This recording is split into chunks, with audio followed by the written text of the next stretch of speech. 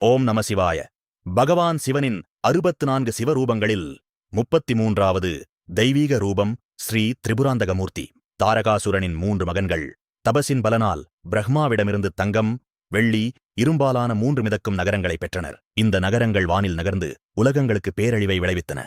தேவர்கள் சிவனிடம் சரணடைந்தனர். அப்போது தேவர்கள் ஒரு தெய்வீக ரதத்தை உருவாக்கினர்.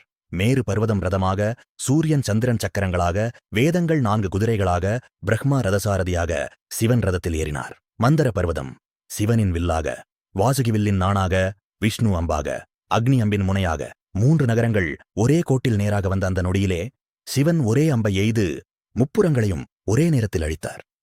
இவரே ஸ்ரீ திரிபுராந்தகமூர்த்தி. இந்த ரூபம் அகங்காரம், மமதை, அறியாமை 3ஐயும் ஒரே தருணத்தில் அழிக்க வேண்டிய ஞான சக்தியை உணர்த்துகிறது. இந்த மூர்த்தியின் புனித தரிசனம் கடலூர் மாவட்டம் திருவதிகை என்ற ஸ்தலத்தில் பிரசித்தம். இந்த ரூபத்தை தியானிப்பவர்கள் பெரும் தடைகள் நீக்கம், அகங்காரம் நாசம், தர்ம வெற்றி, ஆன்மீக பலம் பெறுவார்கள்.